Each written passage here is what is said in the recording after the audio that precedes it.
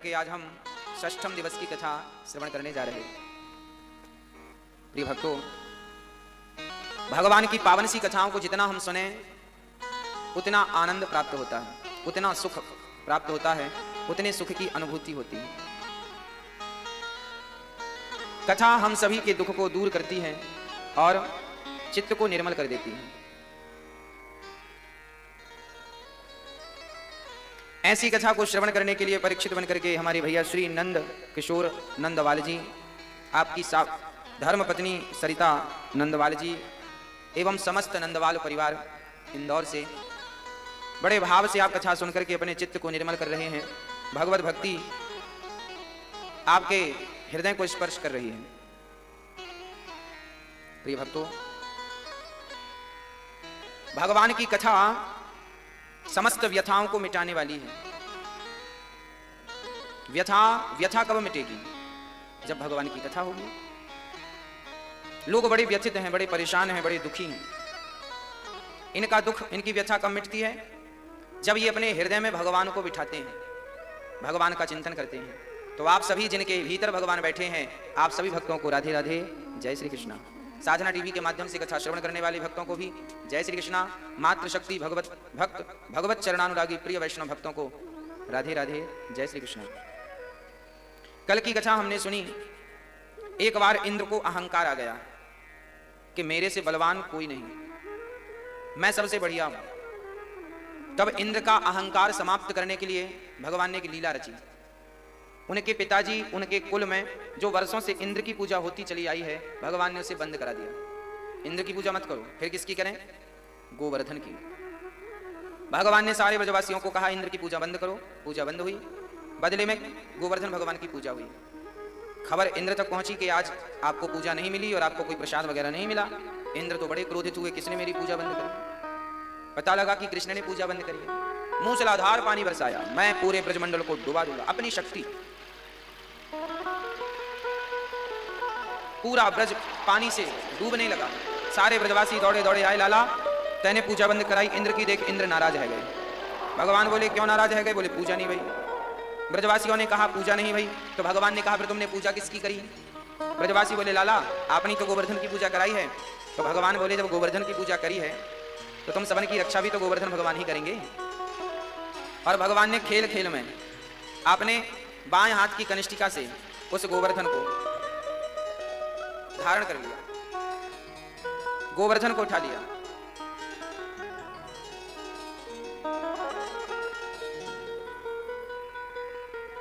जब गोवर्धन को उठाया, सारे ब्रजवासी तलहटी पर नीचे आ गए। इंद्र पानी बरसाते रहे पर उस पानी का कोई प्रभाव नहीं पड़ा, कोई फर्क नहीं पड़ा। पानी बरसता गया, पानी बरसता गया। अगस्त जी पानी पीते गए और सुदर्शन भगवान वो जल सुखाते गए, सुखाते गए। कोई प्रभाव नहीं। इंद्र को बड़ा अहंकार था कि देखो मैं कितना बलवान हूं, मैं सब कुछ डुबाने की ताकत रखता हूं। परंतु जितना पानी बरसाए उनके पास स्टॉक में जितना पानी था सब खत्म हो गए, बादल थक करके चले गए। इंद्र घबराए, ये कौन है? अब इंद्र का अहंकार नष्ट हुआ। इंद्र भगवान की शरण में आए, प्रभु हमें क्षमा करो, हमसे बड़ा अपराध हो गया, बड़ा पाप हो गया। भगवान ने कहा कोई बात नहीं इंद्र, आपने जो अपराध किया है उस अपराध में जिन भक्तों ने कभी हमसे मिले नहीं थे, हमसे दरस परस नहीं था, उन्होंने हमसे मिल लिया। एक ही तलहटी पर थे तो सबने दर्शन कर लिया, इसलिए हम प्रसन्न हैं। इंद्र का अहंकार सदा सदा के लिए मिटा दिया। आपने देखा होगा जिन जिनको अहंकार आया है भगवान ही अहंकार मिटाने गए हैं। इंद्र के अहंकार को मिटा दिया, गोवर्धन उठा करके फिर स्थापित कर दिया।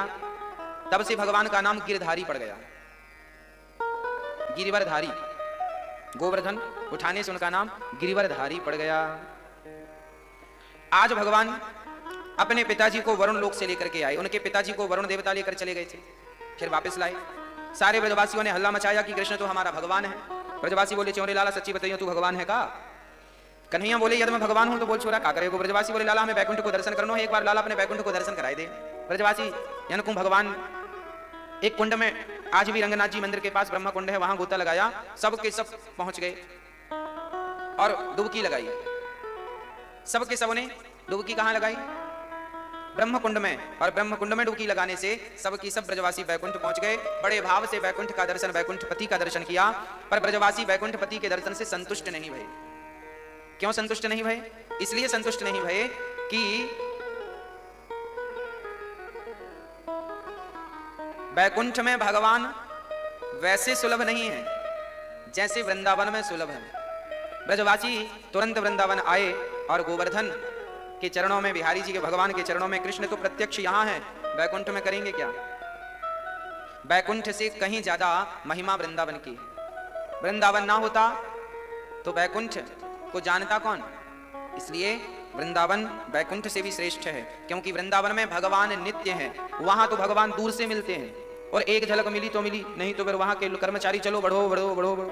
और यहाँ तो बड़ी आनंद से ब्रजवासी तो कन्हैया को घोड़ा बना के ऊपर बैठ जाते हैं। ऐसा भगवान यहाँ, अब कोई बैकुंठ में भगवान के ऊपर थोड़ी बैठेगा, पर यहाँ तो बैठ सकते हैं। तो बैकुंठ से अच्छा वृंदावन, क्योंकि भगवान वृंदावन में सुलभ है, बैकुंठ में भगवान सुलभ नहीं। इसलिए वृंदावन की महिमा बैकुंठ से भी ज्यादा है। ब्रजवासी कन्हैया के संग खेलते हैं और खेल खेल में भगवान को पराजित कर देते हैं ब्रजवासी। ऐसे भगवान, भला भगवान ऐसे कहां प्राप्त होंगे? हाँ, ऐसे भगवान कहां प्राप्त होंगे? आइए, ऐसे भगवान, भगवान स्वरूप देखिए, भगवान की चर्चा चल रही है, भगवान स्वरूप संत भगवान उपस्थित हो गए। आप भागवत जी के बड़ी उच्च कोटि के विद्वान हैं, आपके श्री चरणों में दास अनिरुद्ध का कोटि कोटि वंदन नमन। प्रिय भक्तों, सारे ब्रजवासी लौट करके आए और आज ठाकुर जी के पावन चरणों में बड़े प्रेम से जय जयकार करने लगे। कन्हैया, आपसे अच्छा बैकुंठ नहीं है।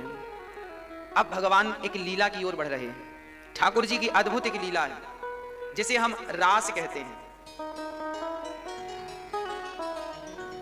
आज भगवान का मन हुआ, चलो हम अपनी गोपियों को आनंदित करते हैं। जो गोपियां सदा भगवत चिंतन करती हैं, ऐसी गोपियों को आज आह्लादित करने के लिए, आनंदित करने के लिए भगवान उनका आवाहन करते हैं। समय चुना कौन सा? सब जब 16 भगवान कृष्ण कौन थे? चंद्रवंशी हैं, 16 कलाओं से युक्त हैं। तो चंद्रमा 16 कलाओं से युक्त होती हैं। आज पूर्णिमा को चंद्रमा 16 कलाओं से युक्त कब होती हैं? पूर्णिमा को।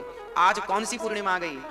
सुखदेव भगवान कहते हैं, भगवान पिता रात्रि शरदोत्फुल्ल मल्लिका वीक्षरन्तुं मनश्चक्रे योग मायामुपाश्रितः।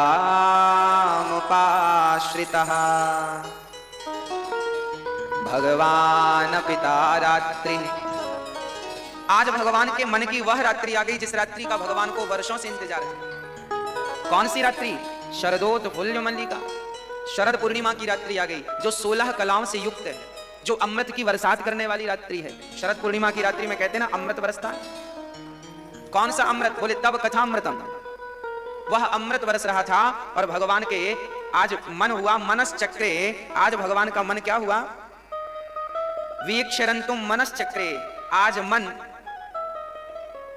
रंतुम, आज मन रमण करने का विचार कर रहा है। अर्थात आज भगवान रास रचाने का, कामदेव को पराजित करने का मन बना रहे।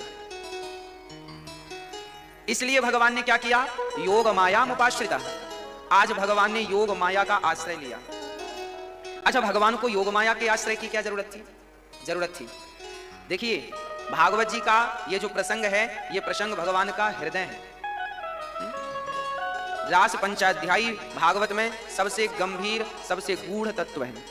ये समझ में आ गया तो कृष्ण की समस्त लीलाएं समझ में आ जाएंगी, क्योंकि अधिकांश लोग यहीं अटक जाते हैं, यहीं भटक जाते हैं, यहां से मन विचलित हो जाता है।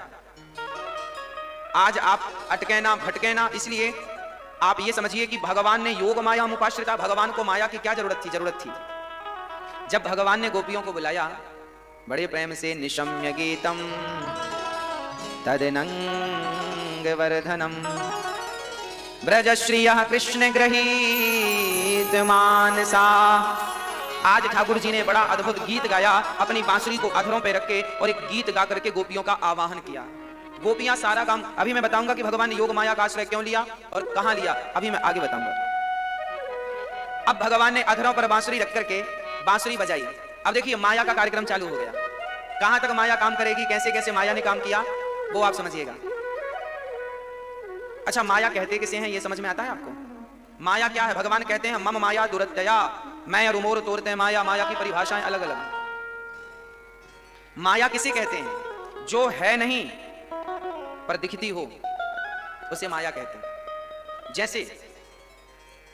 जैसे आप सड़क में जब जाते हैं, गाड़ी चलाते हैं, ड्राइविंग करते हैं, तो आपको ऐसा लगता है सामने पानी भरा है। सड़क में आपने देखा गर्मियों के टाइम पे अधिकांश ये मरीचिका कहते हैं। आगे ऐसा लगता है जैसे पानी भरा हो, पानी होता नहीं है पर लगता है पानी का भ्रम हो रहा है। पानी आपने देखा कभी कि नहीं? देखा होगा तो फिर हमारी बात समझ में आएगी आपको। आपको ऐसा लगता है जैसे पानी भरा है, पानी है नहीं पर लगता है। उसी प्रकार से जब आप जाकर देखते हैं तो वहां पानी होता नहीं। दूर से तो लग रहा था पानी है, जाकर देखा तो है नहीं। जो था नहीं पर दिख रहा था, उसी प्रकार जो है नहीं पर दिख बराबर रहा है। जैसे पानी था नहीं पर दिख रहा है, उसी प्रकार ये संसार है नहीं पर संसार जैसा दिख रहा है। यही तो ईश्वर की माया है। इस संसार में आपका कोई है नहीं पर आपके से बहुत लोग दिख रहे हैं, ये मेरा है, ये मेरा। यही तो माया है। इसी माया में तो लोग उलझे पड़े हैं। जो आपका है नहीं, यहां तक कि ये शरीर आपका नहीं है। देहेस्थि मांस रुधिरे, मांस हड्डियों का भरा हुआ एक खजाना है। हम ये हमारा नहीं है पर मान रहे हैं कि हमारा। पत्नी पति पुत्र हमारे हैं नहीं पर मान रहे हैं कि ये सब हमारे हैं। यही माया है। और आज भगवान जी ने बांसुरी जब बजाई, अच्छा जब बांसुरी गोपियों के लिए बजी तो सुना तो बहुत लोगों ने होगा, सबने सुना होगा नहीं। यही तो योग माया है। भगवान की बांसुरी वही सुनी जिन्हें भगवान ने सुनवाना चाहा। भाई ब्रज मंडल में तो लाखों लोग रहते थे, केवल गोपियां थोड़ी रहती थी भाई। गोप भी रहते थे, पुरुष भी रहते थे, वृद्ध लोग भी रहते थे, बच्चे भी रहते थे। पर भगवान की बांसुरी उन्हीं के कान में सुनाई पड़ी। जब अधरों पे रख के भगवान ने यमुना के पुलिन तट पर खड़े होकर बांसुरी बजाई तो भगवान की बंसी उन्हीं को सुनाई पड़ी जिन्हें भगवान ने सुनवाना चाहा। कल हमसे एक मैया बोली, गुरुजी हम मांस खाते हैं, चाहते हैं कि छोड़ दें पर छूटता नहीं।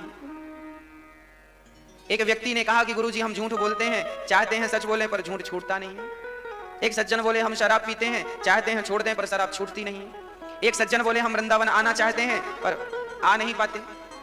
ये क्यों होता है? पीछे कारण है। कथा वही सुन पाते हैं, बुराइयों का त्याग वही कर पाते हैं जिन्हें भगवान अपनी ओर बुलाते हैं। जिन्हें भगवान अपनी गोद में बिठा लेते हैं, अपनी ओर बुला लेते हैं, वो संसार की सारी बुराइयों का त्याग करके भगवान की ओर बढ़ जाता है। और जिसे भगवान नहीं अपनी तरफ आकर्षित करते वो संसार की बुराइयों में ही उलझा रहता है। अर्थात भगवान ने आपको बुलाया नहीं है अभी। और भगवान याद रखिएगा, आज आप बिहारी जी का दर्शन करने नहीं गए तो आप ये मत सोचिएगा कि आज आप नहीं गए। आज ये सोचिएगा कि आज बिहारी जी ने ही नहीं चाहा कि आप जाएं। आज बिहारी जी ने नहीं चाहा कि आप जाएं। इसलिए हम आपसे कहते हैं कि भगवान की भक्ति वही कर सकता है जिससे भगवान करवाना चाहें। भगवान को वही जान सकता है, सोई जाने जेहि देहु जनाई, और जानत तुम्हि हुई जाई। अरे भगवान को वही जान सकता है जैसे भगवान स्वयं जनाना चाहें। अन्यथा तो मुह्यंत यत्सूरयः, बड़े बड़े यत्सूरी मोहित हो जाते हैं, उस ब्रह्म के विषय को जान नहीं पाते, उस परम तत्व को जान नहीं पाते, मोहित हो जाते हैं। प्रिय भक्तों, आज भगवान ने जब बंसी बजाई तो गोपियों ने सुना, उन्होंने सुना जिनको भगवान ने सुनवाना चाहा। पूरे इंदौर में लाखों लोग रहते हैं पर आप ही कथा सुनने क्यों आए? कारण क्या है कि भगवान आपको सुनवाना चाहते हैं। भागवत कौन सुनता है? जिसे भगवान सुनवाना चाहते हैं, जिस पर विशेष कृपा करते हैं, वही इस कथा को धारण करने का, श्रवण करने का अधिकारी होता है। प्रिय भक्तों, बांसुरी जब बजी गोविंद की तो गोपियां काम कर रही थी। गजब की बांसुरी बजती है वृंदावन बसैया की, करूं तारीफ मुरली की, या मुरली के बजैया की। जहां चलता ना काम तीर और कमानों से, वहां बातें होती मुरली के तानों से। आज भगवान ने बांसुरी बजाकर गोपियों का आवाहन किया, आओ। अब सखियां काम कर रही थी। कौन सा काम? सुखदेव भगवान कहते हैं, दोहन्त्यो भी अयुः काश्चित् दोहम हित्वा समुत्सुकाः, पयोधिश्रित्य संयावा मनुद्वास्या पराययोः दुहंत्यो भी ययोः काश्चित् दोहम हित्वा समुत्सुका। आज गोपियां अपने अपने काम को कर रही थी। दुहंत्यो भी ययोः काश्चित्, एक सखी गाय दोह रही थी, गाय दोह रही थी और बांसुरी सुनाई पड़ी तो गाय वहीं, दूध वहीं, पात्र वहीं छोड़कर सखी जैसी थी बिना हाथ धोए जैसी थी वैसी गोविंद से मिलने चल पड़ी। एक सखी आंखों में गजरा लगा रही थी, काजल एक आंख पर लगा दूसरे पे लगा नहीं, वैसी ही चल पड़ी, उसे बांसुरी सुनाई पड़ी। एक सखी भोजन बना रही थी, बंसी सुनाई पड़ी तो वहीं भोजन प्रसाद छोड़कर चल पड़ी सखी कृष्ण से मिलने। एक वस्त्र पहन रही थी तो जितने पहन पाए उतने ही पहन करके चल पड़ी कृष्ण से मिलने के लिए। एक सखी तो ऐसी थी कि बच्चे को स्तनपान करा रही थी, दूध पिला रही थी और बांसुरी सुनाई पड़ी तो बच्चे को छोड़ करके चल पड़ी कृष्ण से मिलने के लिए। कोई पति की सेवा में थी तो पति को छोड़कर, कोई सास की सेवा में थी तो सास को। कहने का तात्पर्य यह है कि जो सखी जिस काम में थी उस काम को वहीं स्थगित करके और चल पड़ी कृष्ण से मिलने के लिए। ये सुखदेव भगवान ये बातें क्यों कह रहे हैं? इनका तात्पर्य क्या है? इनका तात्पर्य यह है, इससे यह पता चलता है कि गोपियां भगवान से मिलने के लिए कितनी व्याकुल रहा करती थी। अब आप ये मत समझ लीजिएगा कि भगवान सुंदर थे तो गोपियों के भीतर कोई काम वासना थी, ना ना ना। अरे गोपियां भगवान से प्रेम करती थी सच्चा, और जिस समय भगवान बुलाए गोपियों को उस समय भगवान की आयु लगभग 8 वर्ष की थी, लगभग। तो 8 वर्ष के बालक भगवान थे और गोपियों की आयु बड़ी लंबी लंबी थी, अधिक से अधिक आयु थी। अब इतनी आयु वाली गोपियां थी कि जिनके बच्चे दूध पी रहे। अब इनकी उम्र तो 20-22 वर्ष रही होगी, किसी की 30 वर्ष भी रही होगी, और भगवान की उम्र केवल 8 साल की थी। तो क्या 8 साल के बच्चे को देख करके किसी स्त्री के भीतर थोड़ी काम वासना प्रकट होती है? या 8 साल के बच्चे के भीतर थोड़ी किसी बच्चे के अंदर वासना प्रकट होती है? बच्चे तो निर्विकार होते हैं, 8 साल तक तो फिर भी वो शुद्ध ही होते हैं। इसलिए कामदेव खड़े जरूर हैं धनुष बाण लेकर के, परंतु ये लीला केवल आनंद की लीला है।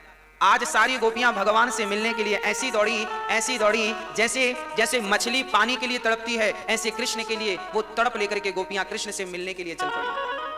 बस भक्तों, जब हमारे भीतर भगवान को पाने की तड़प इन गोपियों की तरह आएगी, हम लोग काम को महत्व देते हैं, भगवान को महत्व देते ही। जबकि गोपियां सारा काम छोड़ करके भगवान की तरफ क्यों आई? क्योंकि वो महत्व भगवान को देती हैं। जीवन में उसी की प्राप्ति होती है जिसको आप अधिक महत्व देते हैं। भगवान श्री कृष्ण गोपियों को अपनी ओर बुला रहे हैं और गोपियां पागलों की तरह सब कुछ भूल कर, सब कुछ त्याग कर चल पड़ी। गोपियों का वैराग्य तो देखिए। क्या आज की कोई स्त्री अपने दूध पीते हुए बच्चे को छोड़ सकती है? क्या आज की कोई स्त्री अपनी आंखों का काजल छोड़ करके क्या कहीं जा सकती है? क्या आज की स्त्री वस्त्रों का त्याग करके आधे वस्त्र पहनकर ही क्या कहीं जा सकती है? क्या इतना प्रेम है? नहीं। वो प्रेम को बताने के लिए कि उनका किस कोटि का प्रेम था, इसलिए सुखदेव भगवान ने यह बात कही कि वो बच्चों को भी छोड़कर चल पड़ी। और जब पहुंची तो भगवान ने देखते ही कह दिया, स्वागतम वो महाभागः। भागवत जी में महाभाग उन्हें ही कहा गया है, अम्बरीशो महाभागा, स्वागतम वो महाभागा। अम्बरीश के प्रसंग में भी अम्बरीश जी महाराज को महाभाग कहा है। महाभाग उन्हीं को कहा गया है जिनके भीतर परम वैराग्य हो और जो भगवान के सिवा किसी वस्तु की स्वप्न में भी चाहत न रखें, उन्हें महाभाग कहा जाता है। जिनके चित्त में केवल परमात्मा के प्रति प्रेम है और भगवान से मिलने की तड़प है, बस वही महाभाग है। जो कुछ भी नहीं चाहते, चाहते ही नहीं है किसी वस्तु की, कामना निष्काम है। निष्काम भक्त को क्या कहते हैं? महाभाग। भक्तों, ये जो गोपियां थी ना, ये सारी गोपियां निष्काम थी। गोपी का अर्थ क्या है? गौ मतलब इंद्रियां, पी मतलब पीना। जिन्होंने अपने भीतर की वासनाओं को, इच्छाओं को पी लिया है, उन्हें गोपी कहते हैं। समाप्त कर दिया है जिन्होंने अपने भीतर की इच्छाओं को, उन्हें गोपी कहते हैं। एक होता है अंगूर और एक होती है किशमिश। अंगूर की कीमत 50 या 100 रुपए किलो, जबकि किशमिश की कीमत 1000 रुपए किलो होती है। अरे किशमिश बना कैसे? अंगूर का पानी सूख जाने से अंगूर ही क्या बन जाता है? किशमिश। जैसे अंगूर का पानी सूख जाने से उसकी कीमत बढ़ जाती है, उसी प्रकार आप और हम अभी अंगूर हैं, क्योंकि अंगूर में पानी होता है। हम सबके भीतर भी इच्छाओं का पानी है, चाहत का पानी है। जब आपकी इच्छाओं का पानी सुखा देंगे आप, तब आपकी भी कीमत कई गुना बढ़ जाएगी। और गोपियां वही किशमिश थीं जिन्होंने अपने सारी इच्छाओं को सुखा करके, मिटा करके, कोई चाह नहीं, बस कन्हैया को प्राप्त करने की चाह है। एक इच्छा है। कौन सी इच्छा है?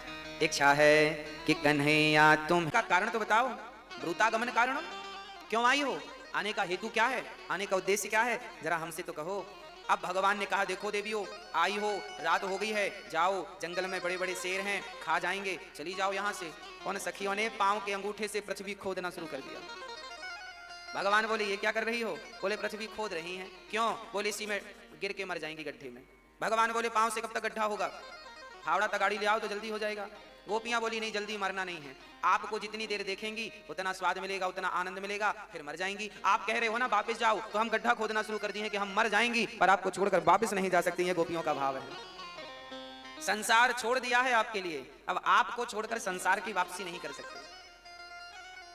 सारी गोपियां खड़ी हैं, भगवान की तरफ टुकुर टुकुर देख रही हैं, इस भाव से कि भगवान स्वीकार कर लें।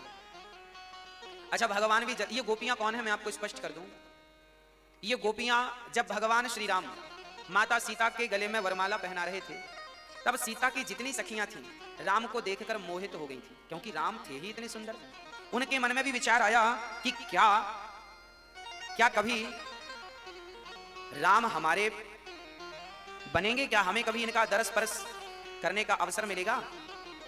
बोले हाँ। राम ने उन्हीं के भाव से वचन दे दिया, वहीं आशीर्वाद दे दिया कि सखियों, माता सीता की जितनी सखियां थीं सबको कहा कि इस जन्म में नहीं, अगले जन्म में मैं कृष्ण बनकर आऊंगा, आप सभी गोपी बनकर आना और सभी को आनंदित करूंगा मैं रास रचा करके। आज वही गोपियां बनकर आई हैं। और जब राम 14 साल के लिए वनवास गए तो जितने साधु संत मिले सब भगवान के दर्शन की चाह लेकर आए, पर राम को आगे भी जाना था तो समय कम दे पाए। उन सभी संतों को भगवान कहते गए कि अगले जन्म में गोपी बनकर आना, सबका मनोरथ सिद्ध करूंगा। तो आज भगवान के लिए सारे साधु संत गोपी के रूप में अवतरित भए हैं। और ज्ञानी जन कहते हैं, शास्त्र कहते हैं कि वेद की ऋचाएं गोपियां बन गई, वेद के मंत्र गोपियां बन गए, वेद का हर शब्द गोपी बन गया, हर वाक्य गोपी बन गया। भक्तों,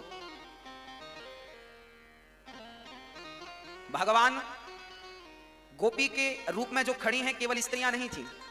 आप ये मत समझिएगा कि वहां केवल स्त्रियां थी। गोपी किसी स्त्री का नाम नहीं है, गोपी एक भाव है। उस रास में शंकर जी भी आए, नारद जी भी आए, प्रहलाद जी भी आए, परंतु आए किस रूप में? गोपी के रूप में। गोपी एक यूनिफॉर्म है। जैसे बच्चे स्कूल जाते हैं तो टाई बेल्ट बैच लगा के जाते हैं, ऐसे उस रास का एक यूनिफॉर्म था। नरसिंह मेहता की कथा में लिखा है कि नरसिंह मेहता जी जब भगवान से मिलने गए, शंकर जी के द्वारा गए, उस समय भगवान रास रचा रहे थे। तो नरसिंह मेहता को भी शंकर जी ने गोपी बना दिया कि यहाँ पे पुरुषों का प्रवेश नहीं है, यहाँ जो जाएगा तो गोपी बन के जाएगा। तो नरसिंह मेहता और शंकर जी भी गोपी बन करके रास में गए, तब उन्हें प्रवेश मिला। तो प्रवेश पाने के लिए उस रास में आपको यूनिफॉर्म पहनना पड़ता है। जैसे गरबा खेलते हैं ना, तो गरबा खेलने के लिए भी ड्रेसअप होना चाहिए। अब कोई पैंट शर्ट पहन के गरबा खेलने चला जाए तो नहीं, कार्यकर्ता नहीं खेलने देंगे भाई, ड्रेसअप होनी चाहिए। लड़का हो, लड़की हो, स्त्री हो, पुरुष हो, पर ड्रेसअप हो, एक ड्रेसअप थी। ऐसे गोपियां कोई स्त्री नहीं, कोई पुरुष नहीं, स्त्रीत्व से जो ऊपर उठ गई, पुरुषत्व से जो ऊपर उठ गए, बस वही तो गोपी हैं। जिसे मैं स्त्री हूं इसका बोध ना रहा, मैं पुरुष हूं इसका बोध ना रहा, जो स्त्री और पुरुष के बोध से ऊपर उठ गए, उन्हीं को भगवान ने उस रास में सम्मिलित कर लिया। यही रास है, जीवात्मा और परमात्मा के मिलन का नाम रास है। स्त्री को स्त्री का ज्ञान नहीं रहा, गोपियों को कि मैं स्त्री हूं, पुरुष को पुरुष का ज्ञान नहीं रहा, सब प्रेम के रस में, प्रेम के रंग में रम गए और भगवान सबको कहते हैं। अब भगवान ने गोपियों को ठोक बजा के देखा कि कच्ची तो नहीं है, तब भगवान ने गोपियों से कहा, देवियों आप आ गई हो, जाओ अपने घर। क्यों जाएं? आपके पति आपको याद कर रहे होंगे। अब देखो, एक विचार करो कि जब भगवान कृष्ण ने गोपियों को बुलाया अपने पास, तो उनके घर में क्या उनके पति, उनके बच्चे ढूंढ नहीं रहे होंगे कि हमारी पत्नी कहां चली गई, हमारी मां कहां चली गई? क्योंकि है ना कि बच्चों को दूध पीती, बच्चों को छोड़कर गोपियां आ गई हैं, हजारों गोपियां आई हैं काम धाम छोड़ के, तो उनकी सास ढूंढ नहीं रही होगी, उनके पति ढूंढ नहीं रहे होंगे। पर भागवत जी में कहीं यह वर्णन नहीं है कि उनके पति उन्हें ढूंढते हुए आए। क्यों वर्णन नहीं है? क्योंकि योग माया मुपाश्रिता, स्वयं भगवान ही वो गोपी बन बन करके, जो गोपी आती गई, भगवान ही उस रूप में जा जाके उनके घर विद्यमान हो गए, काम धाम ज्यों की त्यों करने लगे। किसी पुरुष को पता ही नहीं चला कि मेरी पत्नी आज नहीं है, क्योंकि भगवान ही आज उस रूप में उपस्थित थे। यही योग माया का आश्रय ठाकुर जी ने लिया। ये प्रसंग कहां मिला? जब भगवान श्री राम लौट करके आए, कहां से? वनवास से 14 साल के। तो जब राम जी वनवास लौट कर गए तो वहां अयोध्यावासी जितने लोग थे, स्त्री पुरुष वृद्ध बच्चे, सबका यही भाव था कि राम पहले हमसे मिलें, हम पहले राम से मिलें। अब बताओ, राम एक थे और मिलने वाले लाखों थे, तो एक आदमी 1 लाख आदमी से कितनी देर में मिल पाएगा? और सबकी इच्छा थी कि हम गले लग के मिले, पास में मिले। तब क्या हुआ, रामचरितमानस रामायण में लिखा है कि जितने लोग थे भगवान राम उतने रूप बना के सबसे मिले। सबको ऐसा लगा कि सबसे पहले राम हमसे मिले। यदि राम सबसे पहले कौशल्या से मिल लेते, हो सकता है कैकेयी मां को बुरा लग जाता। पहले कैकेयी से मिल लेते, हो सकता है सुमित्रा मां को बुरा लग जाता। पहले भरत जी से मिल लेते तो हो सकता है किसी को बुरा लगे। इसलिए राम जितने लोग वहां थे, जिस समय राम भरत से मिल रहे थे, उसी समय राम कैकेयी से भी, उसी समय सुमित्रा मां से भी, वहां के बच्चों से लेके बूढ़ों से, ये भगवान के मर्म को कोई जान ना सका। यही तो भगवान की भगवत्ता है, यही प्रकट हुई भगवत्ता। उसी प्रकार आज इस प्रसंग में जब गोपियां भगवान के समक्ष आई तो भगवान ही योग माया के बल से उतने रूप बनाकर गोपियों के उनके घर जा जाके काम में लगे रहे, किसी को पता ही नहीं चला कि आ गई। और भगवान आनंदित होकर के रास की तैयारी कर रहे हैं, गोपियों के मन की इच्छाएं पूरी कर रहे हैं। क्या इच्छाएं? भगवान गोपियों से कहते हैं, देवियों जाओ अपने घर, आप घर परिवार का त्याग करके आई हो, ये आपने अच्छा नहीं किया। पति कैसा भी हो, कभी भी स्त्री को अपने पति का त्याग नहीं करना चाहिए, पति भगवान होता है, ऐसा भगवान गोपियों से कहते हैं। कभी भी पति का त्याग नहीं करना चाहिए, स्त्री के लिए पति ही उसका भगवान होता है। कभी भी स्वप्न में भी पति में शिखंडी बनी। और पितामह भीष्म जैसे दिग्गज अपने धनुष क्यों छोड़ देते हैं? क्योंकि उनका व्रत है कि वो मर जाएंगे पर किसी स्त्री पर कभी हाथ नहीं उठाएंगे। देखो हमारे भारत का पुरुष कैसा हुआ करता था। भीष्म पितामह मर गए, बाणों की सैया स्वीकार कर ली, पर उन्होंने स्त्री पर हाथ नहीं उठाया। आप पुरुष उसी को जानिएगा जो कभी स्त्री पर हाथ ना उठाता हो। स्त्री पर कभी हाथ नहीं उठाना चाहिए पुरुषों को। और जो पुरुष स्त्रियों पर हाथ उठाते हैं, एक्चुअली ये पुरुष ही नहीं है। अगले जन्म में इनको ताली बजानी पड़ेगी घर घर जाके, ये तीसरे बनेंगे, ना स्त्री ना पुरुष बनेंगे। ये मजाक में मत लेना। स्त्री पर हाथ नहीं उठाना चाहिए कभी भी। भगवान राम ने सीता पर हाथ नहीं उठाया, दशरथ जी ने कौशल्या पर हाथ नहीं उठाया, भगवान राम ने रुक्मणी, भगवान कृष्ण ने रुक्मणी पर हाथ नहीं उठाया। नारी का सम्मान करना चाहिए। नारी को भी चाहिए कि वो बहुत समझदारी का परिचय दे और पुरुष को भी चाहिए कि वो अपनी बहुत समझदारी का परिचय दे। कभी हाथ उठाने की जरूरत ही ना पड़े। जब दोनों मैच्योर होंगे, समझदार होंगे तो जरूरत नहीं पड़ेगी। अब मुंह सर मिल जाए तो फिर क्या करे आदमी। इसलिए समझदारी जरूरी है। तुकाराम जी एक संत थे। तुकाराम जी की पत्नी कैसी थी, फिर भी तुकाराम उसे मारते नहीं थे। तुकाराम जी बोले से मारने से क्या फायदा। उनकी पत्नी कैसी थी सुनो। एक दिन तुकाराम जी गन्ना लेकर आए, बोली घर में बैठे रहते कुछ काम धाम किया करो। तो गए बाद खेत में गन्ने की कटाई चल रही थी, तो गन्ने कटवाए किसान के संग। तो किसान ने खुश होकर 4-6 डंडे गन्ने के दे दिए। तुकाराम जी चले गन्ने लेकर। रास्ते में कुछ बच्चे मिल गए, बाबा जी गन्ना दो, महात्मा जी ने गन्ना, लो राम जी, लो श्याम जी गन्ना, गन्ना सब बांट दिया। तो एक डंडा बचा। अब एक लाठी गन्ना का डंडा लेकर आए, पत्नी को दिखाया। पत्नी को लगा मुझे मारने डंडा लाया है, तो छोड़ा करके तुकाराम की पीठ में ही 2 जमाया। हमें मारोगे तुम? तो तुकाराम जी की पत्नी ने लेकर के 2 जमाया। तुकाराम जी को जब डंडा पड़ा गन्ने का तो वो टूट गया।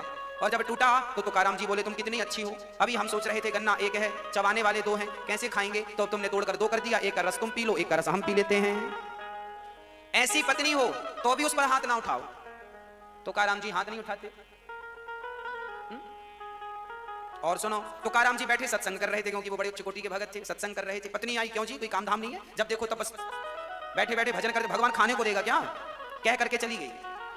तुकाराम जी ने कहा देखो हमारी पत्नी का स्वभाव ही ऐसा है, बुरा ना मानना, आदत है, हमें भी आदत हो गई है। वो जो कहती है हम खुशी से सुनते हैं, हमें लगता है ये हमारी आरती ऐसी उतार रही है। पानी का घड़ा भर के लेके आई, तब तक तुकाराम जी बैठी थी, तो उसे बड़ा गुस्सा आया। मैं बोल के गई थी काम करो, काम कुछ करते नहीं, बस बैठे रहते हैं। तो भरा हुआ घड़ा मुख सिर पे पटक दिया तुकाराम जी को। तुकाराम जी मुस्कुराए, श्रोताओं से कहा देखो मेरी पत्नी कितनी बढ़िया है, बेचारी पहले आके गरज गई, बाद में आके बरस गई, ऐसी कहां मिलेगी, फिर भी प्रसन्न है। इसे कहते हैं पॉजिटिव थिंकिंग, सकारात्मक सोच। पत्नी कैसी भी हो, पर उस पत्नी को पाकर भी राम जी खुश रहो। कर भी क्या सकते हैं, उस जमाने में तलाक की भी सुविधा नहीं थी, और तलाक लेते तो दूसरी शादी करनी नहीं थी, तो क्या करें तलाक लेके। तो जैसी मिली है बढ़िया है, आपकी तो फिर भी ठीक है, बट बेचारे विद्युत जीवा का क्या हुआ होगा जब उसको सुपड़खा जैसी मिली होगी। सुपड़खा पत्नी थी किसकी? विद्युत जीवा की। अब सोचो जिसकी पत्नी सुपड़खा जैसी हो, वो तो बेचारा कैसे गुजारा होगा अपनी जिंदगी उसके संग। तो पत्नी कैसी भी हो, राम जी हंस के गुजारो। नारी का सम्मान करो, पत्नी पति का सम्मान करे। हमारे शास्त्र कहते हैं नारी पुरुष का सम्मान करे, पुरुष नारी का सम्मान करे। और जो पुरुष कहते हैं कि पत्नी पांव की जूती होती है, पत्नी पांव की जूती नहीं, पत्नी तो माथे की पगड़ी होती है जो आपके कुल को, आपके वंश को आगे ले जाती है, आपके वंश को आगे बढ़ाती है। इसलिए नारी का सम्मान किया करो। हमारे यहाँ नारियों का इतना सम्मान है कि कृष्ण का नाम बाद में आता है, राधा रानी का नाम पहले आता है, राधे कृष्ण। राम का नाम बाद में आता है, सिया का नाम पहले सीताराम। शंकर का नाम बाद में आता है, गौरी का नाम पहले गौरी शंकर। नारायण का नाम बाद में आता है, लक्ष्मी का नाम पहले आता है, लक्ष्मी नारायण। नारायण लक्ष्मी कोई नहीं कहता, राम सीता कोई नहीं कहता, श्याम राधा कोई नहीं कहता, सब राधे श्याम सीताराम लक्ष्मी नारायण। हमारे यहाँ इतना सम्मान है नारियों का कि भगवान का नाम भी बाद में लिया जाता है, भगवान की स्त्री का नाम पहले लिया जाता है, अर्थात भगवान की धर्म पत्नी का नाम, जगत जननी का नाम पहले लिया जाता है, पराम्बा का नाम पहले लिया जाता है। इसलिए अच्छा, हम लोगों के रिश्ते में देखो, यहाँ सीता पहले है, राम बाद में। और इंसानों ने क्या कर रखा है, चाचा चाची, चाची को पीछे, चाचा को आगे, मामा मामी, मामा को आगे, मामी को पीछे। ये संसार के रिश्तों ने पुरुष को आगे कर रखा है। इसलिए पुरुष लोग कहते हैं नारी पांव की जूती है, क्योंकि इन्हें समझ नहीं है ना, समझ नहीं। भगवान का कोई भी नाम शुरू होता है तो स्त्री से शुरू होता है, सीताराम राधे श्याम गौरी शंकर। पर पुरुषों में शुरू होता है तो चाचा चाची, दादा दादी, नाना नानी, मौसा मौसी, है ना। एक ही रिश्ता ऐसा है जो भगवान की तरह मैच करता है, बताओ कौन सा। हाँ, संसार के हर रिश्ते पुरुष से शुरू होते हैं और भगवान के हर रिश्ते स्त्री से शुरू होते हैं। तो हमारे जीवन में भी एक रिश्ता ऐसा है जो भगवान से मैच करता है, माता पिता। तो माता पिता भी भगवान की कोटि के हैं। चाचा चाची, मौसा मौसी, दादा दादी, नाना नानी, ये सब सांसारिक कोटि के रिश्ते हैं, पर माता पिता तो भगवान की कोटि के रिश्ते हैं। इसलिए माता पिता, माँ पहले पिता बाद में। त्वमेव माता च पिता त्वमेव। देखिए हमारे यहाँ नारियों का कितना आदर है, नारियों का कितना सम्मान है। आरती हम लोग गाते हैं तो पहले सुनता हो, सुनो ज्यादा बोलो कम। कान दो है मतलब सुनने के लिए ज्यादा है, मुंह एक है मतलब एक मुंह है, बोलो कम, सुनो दो कान, सुनो ज्यादा। आप उल्टा करते हैं, सुनते बिल्कुल नहीं है, बोलते ज्यादा। हमारी सुनो, हम तुम्हारी नहीं सुनेंगे। लोग झगड़े इसी में होते हैं। चुप रहा करो, काम करा करो, जो काम कर सको करो, नहीं कर सको मत करो। कोई डांटे तो सुन लो, चुप रहो, क्या बोलने से फायदा। जिठानी का काम ही डांटना है। कल भी आपने उसको जवाब दिया था, परसों भी जवाब दिया था, पर उसको तो कोई फर्क पड़ा नहीं। तो वैसी को कहने से क्या फायदा जो उसे फर्क ही ना पड़ता हो। तो कहने से आप ही अपना खराब कर रहे हैं समय। जो समझे उसे तो समझाओ, पर जो समझे ही नहीं उसे समझाने से फायदा क्या। रावण को सबने समझाया था, समझा ही नहीं तो समझाने का फायदा क्या। आप भी एक बार कहो, एक बार बोलो, कोई ना समझे आपकी बात तो आप चुपचाप अपना काम करते रहो, पर प्रेम पूर्वक घर परिवार का ख्याल रखो। घर परिवार का काम करते हुए भगवत चिंतन करते रहो, नहीं तो समय आ गया है। ओ भक्तो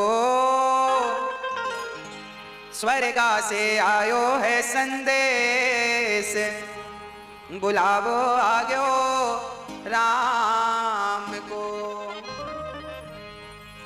देखो जी, जब तक पत्नी जिंदा होती है ना तब तक पुरुष पत्नी की वैल्यू नहीं करता, और जब पत्नी मर जाती है तब बुढ़ापे में याद आती है, जैसी भी थी बढ़िया थी, समय से पानी तो देती थी, समय से भोजन तो कराती थी, आप उसे कभी समझ ही नहीं पाए।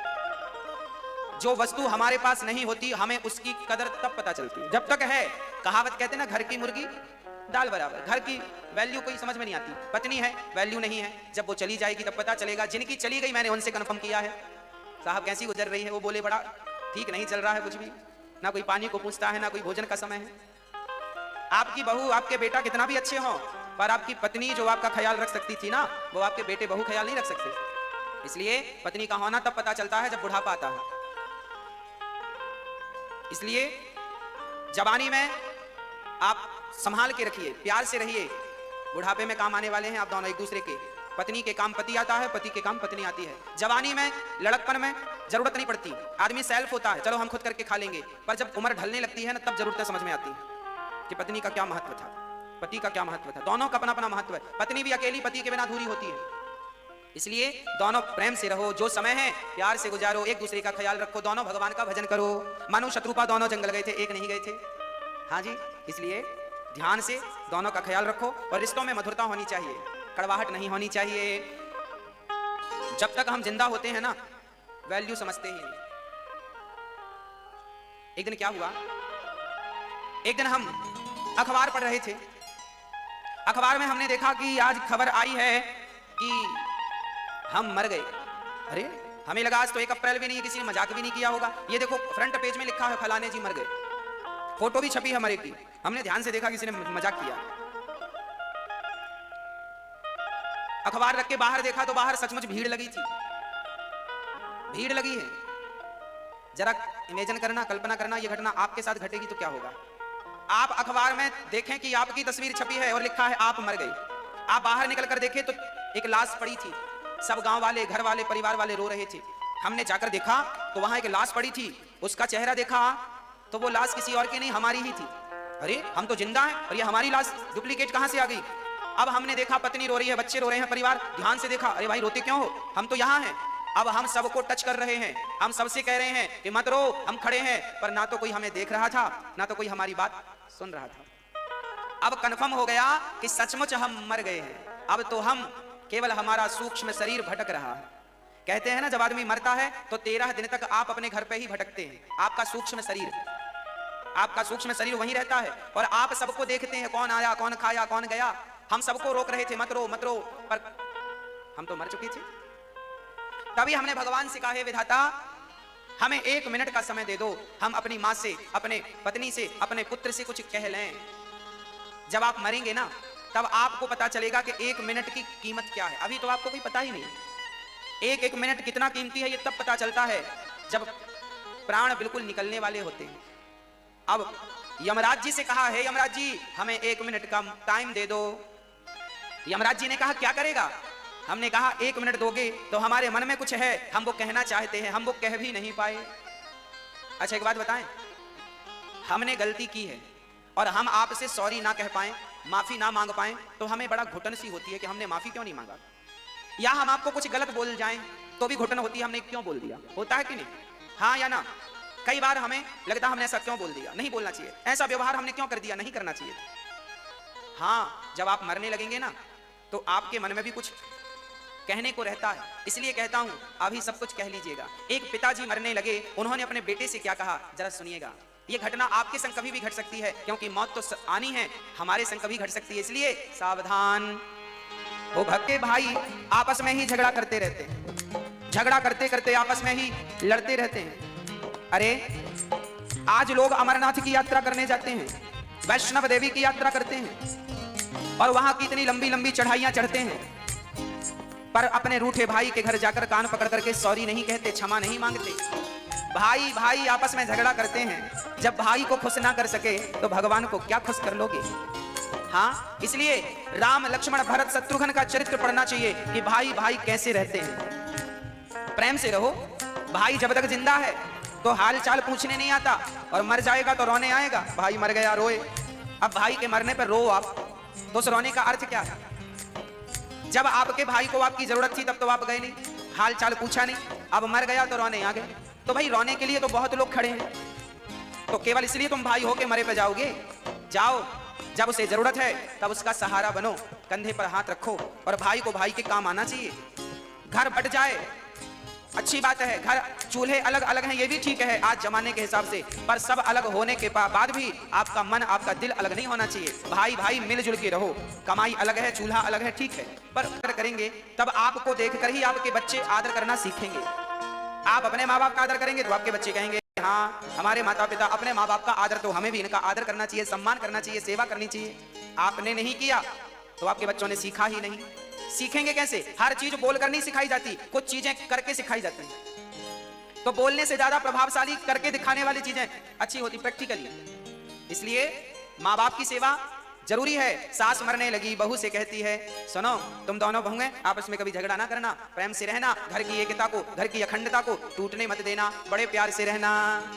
तो हर बहू का यही कर्तव्य है कि अपने घर को टूटने ना दें। अच्छा स्त्रियां चाह लेना पूरे भारत की तो कभी किसी घर में झगड़ा ना हो, पर ये स्त्रियां चाहती ही नहीं है ऐसा। आप चाह लेंगी तो कभी झगड़ा नहीं होगा। इसलिए आप ऐसा ही चाहा करो। अपने बूढ़े माँ बाप का, बूढ़े सास ससुर का ख्याल रखा करो। आप अपनी माँ से बात कर लेती हो ना, माँ अच्छी हो, हाँ अब थोड़ा अपनी सास से भी बात कर लो, सासू माँ ठीक हो, कोई जरूरत हो तो दे दूं आपको, रोटी खाएंगी आप, गरम गरम ला दूं दूध रोटी, आप पूछ लिया करो, अच्छा लगेगा सासू माँ को। ये बहुएं, बहुत सारी बहुएं अपनी सासू माँ को दूध रोटी कभी खिलाती नहीं है। और 1 मिनट की मोहलत दे दो, करूं कन्हैया से बात। कौन कौन बात करेगा। तो आए हो वृंदावन तो कर लो। क्या बात करनी है बिहारी जी से? है बिहारी जी आपसे बात करनी है कि जीवन में जब दोनों अच्छे रहते हैं ना, घर में माहौल अच्छा रहता है तो मन भगवान में भी लगता है। माहौल अच्छा नहीं रहता तो फिर मन कहीं नहीं लगता। इसलिए घर का माहौल पॉजिटिव होना चाहिए, पति पत्नी अच्छे से रहें, बच्चे अच्छे से रहें। तो क्या इसमें क्या होगा, फिर आपका मन, जब घर में प्रसन्नता होती है ना तो फिर मन होता है चलो भागवत जी करवाएं, और घर में खटपट चलती रहती है तो कुछ कम मन नहीं करता। तो पहले घर का वातावरण अच्छा बनाओ, तब फिर मन होगा कि सत्यनारायण भगवान की कथा करवाएं, भागवत जी करवाएं, कीर्तन करवाएं। तो भगवान से भी अटैचमेंट तब होता है जब घर का वातावरण अच्छा होता है। इसलिए घर के वातावरण को अच्छा कौन रखेगा? वही अच्छा रखेगा जो घर में सबसे ज्यादा समझदार होगा। कई बार आपकी गलती नहीं होती फिर भी आपको सॉरी बोलना पड़ता है रिश्तों में, इसलिए बोलना पड़ता है। और आप इसलिए बोला करिए क्योंकि आप समझदार हैं। याद रखना, बाल्टी कुएं में जब उतरती है तो जब तक झुकती नहीं है तब तक भरती नहीं है। अब बाल्टी झुके ना तो भरेगी कैसे? जो झुक जाता है वही महान होता है, और वही गुणों को अपने भीतर, जैसे बाल्टी पानी को भीतर भर लेती है, ऐसे झुक करके आप सद्गुणी बन जाइए, सद्गुणों को अपने भीतर भर लीजिए। सद्गुणी वही है जो झुकना जानता है, झुकता वही है जिसमें जान होती है। अकड़ खास मुर्दे की पहचान होती है, मुर्दा ही अकड़ता है, मैं नहीं झुकूंगा। बड़ा भाई बोले नहीं मैं छोटे भाई से क्यों झुकूं, मैं तो बड़ा हूं। अरे तो तुम बड़े हो तो बड़प्पन दिखाओ कि केवल उम्र में बड़े हो। बड़ा केवल वो नहीं जो उम्र में बड़ा हो, बड़ा वह है जो बड़प्पन से बड़ा हो। बड़प्पन क्या है? बड़प्पन ये है कि गलती भले तुम्हारी ना हो पर तुम भी झुक करके रिश्तों को बचा लो। याद रखना, रिश्तों को तोड़ने से अच्छा है, प्रेम के धागे को तोड़ने से अच्छा है कि उसे टूटने ही ना दिया जाए। इतना खिंचाव ही मत डालो कि वो धागा टूट जाए। याद रखना, यदि धागा उलझ जाता है तो उसे कैंची से काटा मत करो, जितना प्रयास हो सके उसकी गांठें सुलझाओ। यदि सुलझाने से सुलझ गया, कैंची चलाने की जरूरत ना पड़ी तो बहुत अच्छा है। आप भी अपने घर के रिश्तों को सुलझाइए। यदि सुलझाने से काम बन गया तो काटने की जरूरत नहीं पड़ेगी ना। रिश्तों में कैंची नहीं चलनी चाहिए, रिश्तों को तोड़ना नहीं चाहिए, काटना नहीं चाहिए। सुलझाइए, अपने कोमल कोमल हाथों से रिश्तों को सुलझाइए, अपनी बुद्धि से, अपने विवेक से सुलझाइए। क्या बुराई है? बड़ा भाई क्यों नाराज है? चलो आज मनाते हैं बड़े भाई को। क्यों भैया, क्यों, क्या गलती, कौन सी बात? कई बार हमें पता ही नहीं चलता और आप बुरा मान जाते हैं। हमें तो पता ही नहीं कि हमने क्या गलत कह दिया आपसे, हमारी किसी बात को लेकर आप बुरा मान जाते हैं, जबकि हमारे कहने का तात्पर्य वो नहीं था जो आपने समझ लिया। पर कई बार बातें उल्टी लग जाती हैं, हमारे कहने का अर्थ कुछ और होता है, समझने वाला कुछ और समझ लेता है। इसलिए चलो, हो सकता है गलतफहमी हो गई हो तो घर में गलतफहमियों को भी दूर कर लेना चाहिए। और आप लोग क्या करते हैं? मुंह बना के बैठ जाते हैं, हम बात नहीं करेंगे। इससे क्या होता है? रिश्तों में खटास आ जाती है। और हमारे बड़े बुजुर्ग कह गए हैं, रही मन धागा प्रेम का मत तोड़ो चटिकाए, टूटे से फिर ना जुड़े, जुड़े तो गांठ पड़े। गांठ मत पड़ने देना। आपके घर में जो बहुत समझदार होगा वो मेरी इन बातों को समझ रहा होगा, और आप समझदारी दिखाइए तब रिश्ते चलेंगे।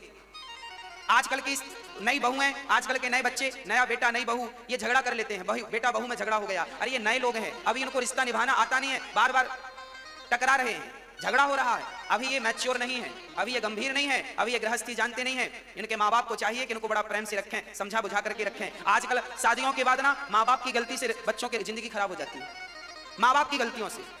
आपकी बेटी गई ससुराल, ससुराल में कुछ ऊंच नीच हुई, कोई बात कहा सुनी हुई, पति पत्नी नए नए है ना भाई, नई नई गाड़ी चला रहे हैं आप लोग, तो कहीं ना कहीं तो टकराएगी। अभी आप तो सीखे अच्छे से है नहीं कि गाड़ी बढ़िया हाईवे में चला सकें, अभी आपसे चलाना नहीं, नया नया सीखा है तो वो कहीं ना कहीं ठुकती रहती है। तो बस ऐसे ही है, गृहस्थी की गाड़ी भी आपने नई नई पकड़ी है तो वो टकरा रही है। माँ बाप को चाहिए कि बड़ी गंभीरता से इस रिश्ते को समझें और समझाएं। बेटी जब कहे ससुराल के बारे में, माँ मेरी सास अच्छी नहीं है, ससुर अच्छा नहीं है, पति अच्छा नहीं है, तो माँ को कहना चाहिए, बेटा वो अच्छे नहीं है, तुम ऐसा व्यवहार करो, ऐसा आचरण करो कि तुम्हारे व्यवहार आचरण से सामने वाला बदल जाए। यही तो तुम्हारा जीवन है भाई।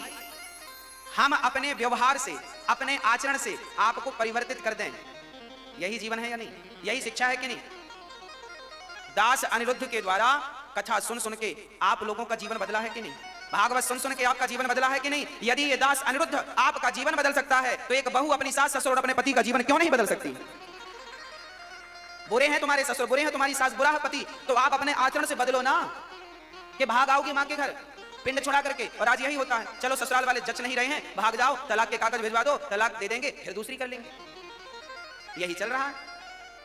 तो क्या भरोसा कि कल जहां करोगी वहां बढ़िया मिलेगा? भागोगे कब तक? अरे उस व्यक्ति को अपने अनुकूल बनाओ, ठीक करो उसे जहां गलती हो रही है, या आप उसको अनुकूल नहीं कर पा रहे हैं तो आप उसके रंग में रंग जाओ। दो ही उपाय हैं, या तो आप मेरे जैसे हो जाओ या मैं आपके जैसा हो जाऊं। पत्नी या तो पति को अपने जैसा बना ले, या तो स्वयं पत्नी पति के जैसी बन जाए। इसी में गुजारा है, इसी में कल्याण है। तो पहले तो आप अपने जैसा बनाओ, बिना लड़े बिना झगड़े, अपनी समझदारी से। और ये कब संभव है? याद रखना, एक प्रेम ही ऐसा तत्व है, प्रेम ही ऐसी वस्तु है, प्रेम ही एक ऐसा है जो पत्थर को भी पिघला सकता है। इंसानों की तो छोड़ दीजिए, आपका प्रेम इतना हो, इतना हो, इतना हो, इतना हो कि आपके प्रेम के कारण आपके लोग पिघल जाएं। भगवान जब बांसुरी बजाए गोपियों के लिए तो इतना प्रेम था उस बंसी में कि यमुना रुक गई और पत्थर पिघलने लगे। ये प्रेम है। जगन्नाथ भगवान ने, भगवान कृष्ण ने जब अपनी मां से अपनी बाल लीलाएं सुनी थी तो भगवान के मुंह पिघल गया था, शरीर पिघल गया था, हाथ पांव, इसलिए जगन्नाथ भगवान जी के हाथ पांव मुंह आंख नहीं है, क्योंकि पिघल गया था। वो प्रेम की निशानी, प्रेम की मूर्ति बन के जगन्नाथ जी बैठे हैं, हाथ पसारे खड़े हैं गोपियों के लिए, भक्तों के लिए। प्रेम में बहुत बड़ी ताकत होती है। आज की लड़कियां, आज की स्त्रियां, आज के पुरुष प्रेम करना नहीं जानते। प्रेम ना करने के कारण रिश्ते टूट जाते हैं। प्रेम करना इसलिए नहीं जानते क्योंकि प्रेम का कोटा शादी के पहले ही पूरा हो जाता है, प्रेम पहले ही कर लेते हैं। इसलिए कहा करता हूं कि अपने बच्चों को संभाल के रखिए, शादी के बाद प्रेम करेंगे तो वो प्रेम टिकाऊ होगा। भाई शादी, हमें देखिए भूख लगी है, हमने अभी भोजन कर लिया, जब भोजन अभी कर लिया तो फिर आपके घर भोजन थोड़ी करेंगे, और करेंगे भी तो फिर कहेंगे ये तो अच्छी नहीं बनी दाल, ये तो अच्छा नहीं है, ये तो अच्छा नहीं है। हाँ, पति उन्हीं को बुरे लगते हैं जिनका कोटा भर गया, प्रेम पहले हो चुका है कहीं। पत्नियां उन्हीं को खराब लगती हैं जिनका कोटा पहले भर चुका, पहले ये पेट भर चुके हैं अपना। इसलिए कहता हूं कि ये चीजें समझदारी की हैं। भूख रहेगी तो भोजन में स्वाद मिलेगा, भूख ही नहीं है तो भोजन का मतलब ही नहीं है। प्यास रहेगी तो पानी में स्वाद है, स्वाद पानी में नहीं होता, स्वाद प्यास में होता है, स्वाद भोजन में नहीं होता, स्वाद भूख में होता है। हाँ, प्रेम है तो सब अच्छा लगता है, प्रेम है तो बिहारी जी भी अच्छे लगते हैं, और प्रेम ना हो तो फिर पत्थर नजर आता, वो पत्थर बैठा। प्रेम ही भगवान की पहचान कराता है, प्रेम ही रिश्तों की पहचान कराता है, इसलिए रिश्तों में प्रेम होना चाहिए। हाँ, भगवान श्री कृष्ण समझा रहे हैं गोपियों को, जाओ अपने अपने पतियों की सेवा करो। गोपियों ने कहा प्रभु जब आपको ही पति मान लिया, आपको ही सर्वस्व मान लिया तो फिर जाने का सवाल खड़ा नहीं होता। तब भगवान उन गोपियों के संग उनके भाव को समझ करके और गोपियों के मध्य रास रचाते हैं। अब भगवान समझ गए कि मेरी गोपियां बिल्कुल पक्की हैं, पक्की हुई हैं। अब भगवान गोपियों के मध्य रास रचाने लगे, अद्भुत रास रचाया गोपियों के संग। जब ठाकुर जी रास रचाने लगे, उनके संग झूमने लगे, उनके संग नाचने लगे, उनके संग गाने लगे, उनके कंधे से कंधे मिलाकर थिरकने लगे, उनके बालों के पुष्प उनके बालों पर गूंथने लगे, उनके पांव की पायल उनके पांव में पहनाने लगे, अपनी गोद में उनका पांव रखते हैं और पायल पहनाते हैं, उनकी चोटी करने लगते हैं, उनके मुख का पसीना भगवान पहुंचने लगते हैं। और जब भगवान इस प्रकार गोपियों का आलिंगन करने लगे तब उन गोपियों को अहंकार आ गया कि हम कितनी सुंदर हैं, हमारे जैसा सुंदर कौन होगा। इतनी सुंदर हूं मैं कि भगवान देखो मेरा पसीना पहुंच रहे हैं, भगवान मेरे संग पीछे पीछे घूम रहे हैं। याद रखना भक्तों, गोपियों को भगवान तब मिले जब उनका अहंकार शून्य हो गया, प्रेम बढ़ गया। और जैसे ही अहंकार आया भगवान बोले अच्छा अहंकार करती हो, तो भगवान अंतर्धान हो गए, चले गए। भगवान किसको लेकर? श्री राधा रानी को लेकर चले गए। अब सारी गोपियां जैसे ही कृष्ण गोपियों के मध्य से अंतर्धान भये, सारी गोपियां विरह में डूब गईं, व्याकुल होकर कृष्ण कृष्ण पुकारने लगी। हे कृष्ण कहां चले गए? हे नंदनंदन, हे मनमोहन कहां चले गए? हे प्राण प्यारे कहां चले गए? सारी गोपियां विकल हो गई। याद रखना, मैं पहले कह चुका हूं कि जब तक कोई वस्तु आपके पास होती है तब तक आपको उसकी कीमत नहीं पता चलती, और वो जब दूर हो जाए तब पता चलता है इसका मूल्य क्या था। आज जब कृष्ण गोपियों को छोड़कर गए तब गोपियों को कृष्ण का मूल्य पता चला कि इनका मूल्य क्या है। अब तो भगवान श्री कृष्ण बड़े प्रेम से राधा रानी को लेकर गए। अच्छा, राधा रानी ने विचार किया कि इन गोपियों ने कितना पुण्य किया है कृष्ण को पाने के लिए, और ये कितनी सी गलती हो जाने के कारण आज कृष्ण से इनका वियोग हो गया। तब राधा रानी ने फिर से संयोग कराने के लिए एक लीला रची। राधा रानी ने कहा कन्हैया मैं थक गई हूं। भगवान ने कहा अच्छा आप थक गई हैं तो आओ मेरे कंधे पर बैठ जाओ। और जैसे ही राधा रानी श्याम सुंदर के कंधे पर बैठना चाही कि भगवान राधा रानी को भी छोड़कर अंतर्धान हो गए। जैसे ही कृष्ण गए राधा रानी तड़पने लगी, मेरे कृष्ण कहां चले गए, कृष्ण कहां चले गए। राधा रानी इतना तड़पी, तब तक ये गोपियां ढूंढती ढूंढती कृष्ण कहां हो, कृष्ण कहां हो। अच्छा, गोपियों को लग रहा था कि हम ही सबसे ज्यादा प्रेम करती हैं, पर जब राधा रानी के प्रेम को देखा तो गोपियों का प्रेम फीका सा नजर आया। राधा रानी का प्रेम तो सूर्य की तरह था और इनका प्रेम तो जुगनू की तरह था। उस प्रेम में सारी गोपियां खो गईं और वो कृष्ण का विरह, मेरे कृष्ण कहां हैं, मेरे कृष्ण कब आएंगे, मेरे कृष्ण कहां हैं, सारी गोपियां व्याकुल हो गईं। कृष्ण कृष्ण कृष्ण कृष्ण खोजने लगी, कहां है मेरे कृष्ण कहां। वो प्रेम, वो मिलन की उत्कंठा इतनी बढ़ी कि आज श्री कृष्ण से मिलने के लिए गोपियां पेड़ पौधों से पशु पक्षियों से पूछने लगी कहां हो, कहां हो, कहां। हे नंदनंदन, हे मनमोहन कहां चले गए, कहां हो भगवान, कहां चले गए। आज जब पुकारने लगी तो क्या हुआ, भगवान श्री कृष्ण सारी गोपियों की पुकार सुन रहे थे। और सच्चाई बताऊं, राधा रानी, गोपियों को भगवान मिले थे राधा रानी की कृपा के बिना, और जब तक राधा रानी की कृपा के बिना भगवान प्राप्त हो भी जाए किसी को तो वो ठहरते नहीं। अब राधा रानी के कृपा से जब गोपियों को भगवान मिलेंगे ना तो वो ठहरेंगे।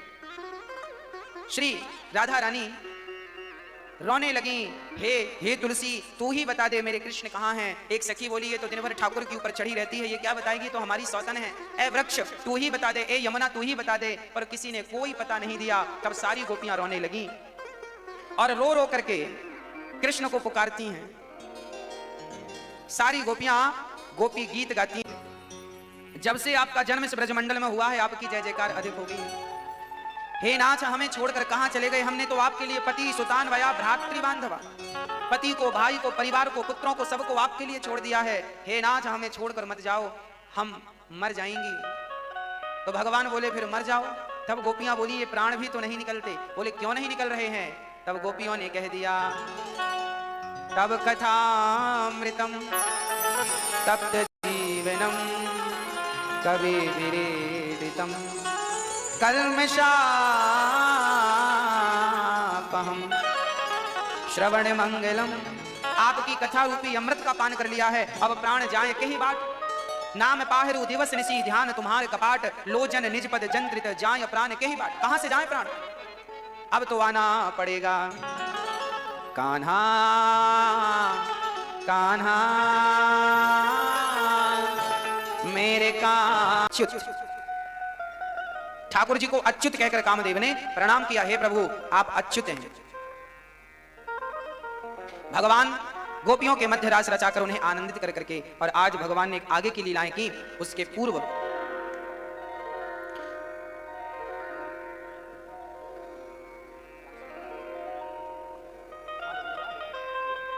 आज ठाकुर जी का सुंदर रास उत्सव बड़े प्रेम से, बड़े भाव से भगवान गोपियों के मध्य रास रचा रहे हैं।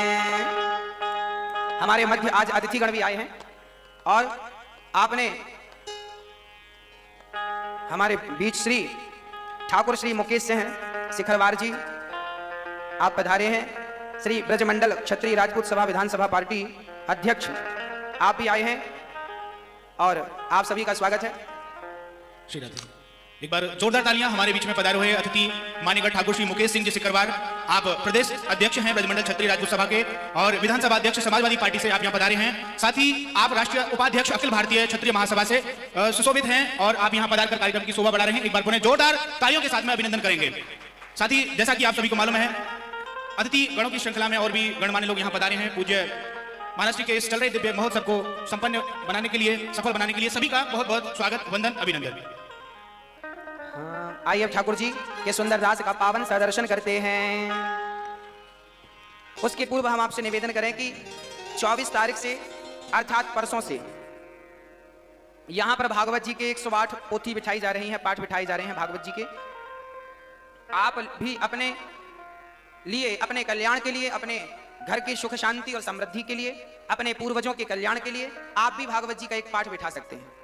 भक्तों, भागवत जी सदा ही सबकी इच्छाएं पूरी करती हैं। सच्चे भाव से आप यदि भागवत जी का पाठ, आज हमारी मैया जी आई, इन्होंने पिछली बार भागवत जी का पाठ बिठाया था। इनके अपने अपनों में ही कोई एक बालक भगवान के घर चला गया अकस्मात, उनके नाम से इन्होंने भागवत जी बिठाई। और आज इन्होंने हमसे बताया कि जब वो भागवत जी हम बिठाए तो हमें उस भागवत जी में हमारा वो जिसके नाम से, जिसके निमित्त हमने कराई थी, उसका हमने दर्शन किया बैठे हुए, उसको कथा सुनते हुए देखा और इस कथा के बाद वो उद्धार हो गया, उनका भगवान की प्राप्ति हो गई। भागवत सत्य में जैसे धुंधकारी का उद्धार हुआ, भागवत आज भी सबका उद्धार करती हैं, कल्याण करती हैं। इसलिए आप अपने पूर्वजों के लिए या घर की भागवत जी धर्म अर्थ काम मोक्ष चारों पुरुषार्थों को देने वाली है। जो आप मांगे प्रेम से भागवत जी सब प्रदान करती हैं। तो आप अपना नाम लिखा सकते हैं। आप अपने पूर्वजों की फोटो भेजकर अपना गोत्र, अपना नाम, किस उद्देश्य की पूर्ति के लिए आप भागवत जी कराना चाहती हैं, वो उद्देश्य भी लिखकर आप भेजें और जानकारी के लिए संपर्क करें। भक्तों, कुछ भक्तों ने सहयोग भिजवाए हैं। यहाँ जो अन्य क्षेत्र चलता है, वृद्ध माओं की सेवा चलती है। यहाँ रोज अन्य क्षेत्र चलता है, हजारों लोग पेट भर के प्रसाद पाते हैं और यहाँ माओं की सेवा के लिए कार्य होता है। आप भी इस कार्य से जुड़ सकते हैं। कुछ भक्तों ने अपने योगदान पहुंचाए हैं। श्री राधे। एक बार दोनों हाथ उठाकर बड़े ही प्रेम के साथ में बोलेंगे राधे राधे। सबसे पहले एक बार जोरदार तालियां उन सभी दानवीर महापुरुषों के लिए जिन्होंने अपने सहयोग के हाथ आगे बढ़ाए हैं और उन माओं को अपनाया है, गले लगाया है, अपना बनाया है, जिनको उनके पुत्रों ने घर से निकाल दिया है। आज वो माएं दुखी हैं, पीड़ित हैं, समाज में कहीं ना कहीं हमारे ही आसपास हैं, लेकिन जिन माओं को यह पता चलता है कि श्रीधाम वृंदावन में पूज्य महाराज श्री की सन्निधि में उन माओं की सेवा हो रही है, वो माएं यहाँ पहुंच जाती हैं और वास्तव में वो माएं यहाँ सुखपूर्वक जीवन ही व्यतीत नहीं कर रही हैं, बल्कि ठाकुर जी की भक्ति भी कर रही हैं। एक बार जोरदार तालियां उन माओं के लिए जिन माओं को यहाँ आश्रय मिला है और जो माएं यहाँ रह करके भक्ति कर रही हैं, नित्य पूज्य श्री महाराज श्री की कथा का श्रवणपान कर रही हैं। आइए अब उन दानवीर महापुरुषों की श्रृंखला की ओर चलते हैं जिन्होंने अपने सहयोग के हाथ आगे बढ़ाए हैं, उन माओं को गले लगाया है और उनकी जिंदगी में एक बार फिर से खुशियां लाने का प्रयास किया है। हमें हंसते भानुबेन जी, घनश्याम भाई जी भवानी, आप गुजरात से 21,000 रुपए इसलिए समर्पित कर रहे हैं ताकि आपके इस सहयोग के माध्यम से किसी एक मां की जिंदगी संवर सके। एक बार जोरदार तालियां इन भक्त परिवार के लिए।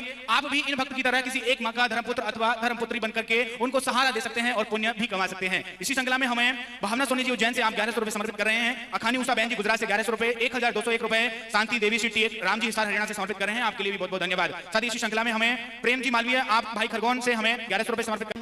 प्रिय भक्तों, आप सभी के माध्यम से आपका जो सहयोग है, आपका वही सहयोग यहाँ भोजन बनकर के प्राप्त होता है, भूखे को दवा बनकर के प्राप्त होता है, मरीज को, किसी जरूरतमंद को। इसलिए आपका इतना सा दान कितनों का रोग ठीक करता है। आज यहाँ बड़ी दूर से एक व्यक्ति आए दोबारा दवाई लेने और उन्होंने कहा कि हम बड़े बड़े हॉस्पिटलों में गए पर आराम नहीं लगा और यहाँ दवाई से आराम लग गया। सच कहूं भक्तों, यहाँ तो स्वयं बिहारी जी इलाज करते हैं और लोगों को आराम लगता है। यहाँ सारे साधु संतों को, गृहस्थी को, सबको निःशुल्क दवाई दी जाती है और भोजन प्रसादी और माओं की सेवा तो हो रही है, साथ में उन पिताओं की जिन पिताओं को भी जरूरत है आपके सहयोग की। आपका सहयोग, आप किसी एक माँ का गोद ले सकते हैं, किसी एक माँ का सहारा बन सकते हैं। यहाँ भागवत जी के पाठ होंगे, उसमें भी आप अपना नाम लिखा सकते हैं। अब चलते हैं आगे की चर्चा। भगवान ने सुदर्शन और शंखचूड़ नाम के दैत्य का उद्धार किया। भगवान ने अरिष्टासुर का उद्धार किया और जब अरिष्टासुर का भगवान ने उद्धार किया, उसके बाद भगवान श्री कृष्ण को लेने के लिए अक्रूर जी चले। भगवान कृष्ण को लेने अक्रूर जी चले और कहते हैं कि चलो, आपको कंस ने बुलाया है। कंस ने एक्चुअली एक यज्ञ रखा है, उस यज्ञ में भगवान कृष्ण को आमंत्रित करता है। और भगवान श्री कृष्ण जब पहुंचे हैं, अक्रूर जी भगवान को लेकर चले तो रास्ते में गोपियों ने रोक लिया। हे नाथ, हम आपके बिना कैसे रहेंगे। सारी गोपियां रोने लगी, रास्ते में खड़ी हो गई रथ के सामने, हमारे ऊपर से रथ लेकर जाओ, ऐसे आप जा नहीं सकते। भगवान ने सांत्वना दी, बस 2 दिन की बात है, 2 दिन बाद मैं वापस आ जाऊंगा। ये कहकर भगवान चले, अक्रूर जी के साथ चले। माँ यशोदा मक्खन रोटी लेकर आई, कन्हैया तुझे भूख लगी होगी बेटा, ये भोजन कर ले, भूखा मत जा, अपनी माँ को छोड़कर मत जा। बहुत रोई माँ। भगवान ने माँ को समझाया, बस 2 दिन की बात है माँ, मैं जल्दी आ जाऊंगा। कह करके भगवान कृष्ण चल पड़े। माँ बहुत रोई हैं कृष्ण के बिना। भक्तों, भगवान है ही ऐसे कि एक बार किसी का, देखिए भगवान में जल्दी से मन किसी का लगता नहीं है, और एक बार किसी का लग जाए तो फिर मन हटता नहीं है। भगवान की मूर्तियां इतनी सुंदर हैं, भगवान की कथा में इतना रस है, तो स्वयं भगवान कैसे रहे होंगे, एक कल्पना इमेजिन कर लो। भगवान श्री कृष्ण केसी और व्योमासुर नाम के दैत्य को मार करके अक्रूर के संग चलते हैं। मथुरा पहुंचे। मथुरा पर कृपा किस पर की? मथुरा पर भगवान जब पहुंचे तो वहां धोबी पर, रजक पर कृपा की। एक धोबी कपड़ा लेकर जा रहा था, गट्ठा कपड़ों का। भगवान ने कहा, मामा जी राम राम। धोबी ने कहा, आप कौन? अरे हम आपके भांजे, ये जो कंस है ना हमारे सगे मामा हैं, और मामा के गांव में जितने मिले सब मामा, बच्चा हो बूढ़ा हो सब मामा। कन्हैया बोले, मामा हो आप हमारे, हमें कपड़ा दो। तो भाई साहब ने कह दिया, तुमने बाप की राज में ऐसे कपड़े देखे हैं? अब लो, भगवान को बाप तक चले गए। भगवान बाप दादों तक पहुंच गई बात। भगवान ने एक थप्पड़ जमाया जोर का, धोबी भाई प्राण निकल गए उनके। भगवान किसी भी प्रकार से कृपा करते हैं, भगवान डांटे मारे वो एक कृपा है। भगवान ने धोबी पर कृपा की, उसके बाद दर्जी पर कृपा की। दर्जी, एक दर्जी था, भगवान धोबी के कपड़े राजा कंस के कपड़े पहनकर चले तो वो बड़े बड़े, रास्ता साफ होने लगा। दर्जी ने कहा प्रभु मैं आपके नाप के कर दूं? भगवान ने कहा कर दो भैया, बड़ी कृपा हो जाए। तो बढ़िया नाप लेके भगवान के नाप के कपड़े सिल दिए दर्जी ने। भगवान ने कहा तुम्हें क्या दक्षिणा चाहिए? दर्जी ने कहा आपने धोबी को क्या दिया है हमें सब पता है, आप तो बस आशीर्वाद दो, हम जाए यहाँ से। भगवान बोले अच्छा एक आशीर्वाद देते हैं, तुम्हारी दुकान बढ़िया चलेगी। तब से दर्जियन की दुकान बढ़िया चलने लग गई। जितने का कपड़ा उतनी ही सिलाई, बल्कि उससे ज्यादा, है ना। तो दर्जियों पर कृपा हुई भगवान की। एक कुब्जा नाम की स्त्री थी, कुबड़ निकली थी, बड़ी कुरूपणी थी। लोग हंसते थे देख करके, देखो कुब्जा कुब्जा कुब्जा। कुबड़ निकलने से उसका नाम कुब्जा पड़ा। आज भगवान कृष्ण ने कुब्जा पर बड़ी कृपा की। क्या कृपा की? कुब्जा को आज भगवान ने सुंदरी कह करके बुलाया। अहो सुंदरी। कुब्जा को बड़ा अच्छा लगा, पर थोड़ी देर बाद उसे बुरा भी लगा कि मैं तो कुबड़ी हूं और ये सुंदरी कह करके कोई व्यंग बोल रहा है। कौन है आप? भगवान बोले हम कृष्ण हैं। कुब्जा ने देखा कमर झुका करके, कौन है? अच्छा वो बड़े सुंदर, हमें सुंदरी क्यों कहते हो? हमें तो सब कुबड़ी कहते हैं, गाली देते हैं। भगवान ने कहा कि उन लोगों ने आपके तन को देखा है, मन को नहीं देखा। दुनिया तन को देखती है तो तन सुंदर है या सुंदर नहीं है, हम तो आपके मन को देख रहे हैं, आपका मन बड़ा सुंदर है। भगवान ने कुब्जा से कहा ये चंदन हमें लगा दो। वो कंस को लगाने जा रही थी तो कंस का चंदन भगवान को लगाया। भगवान ने अपना पांव उनके पांव में जमाकर चंदन के बदले उनकी कुबड़ ठीक कर दी। कुरूपवान थी, भगवान ने कुब्जा को स्वरूपवान बना दिया, इतनी सुंदर बना दिया कि अप्सराएं फेल हो गई, इतनी सुंदर। भगवान इतना सा चंदन लेकर के और इतनी सारी सुंदरता देते हैं। भगवान जो दे सकते हैं ना कोई नहीं दे सकता, इसलिए हमेशा भगवान से ही कुछ कहा करो, भगवान से ही कुछ मांगा करो। भगवान ने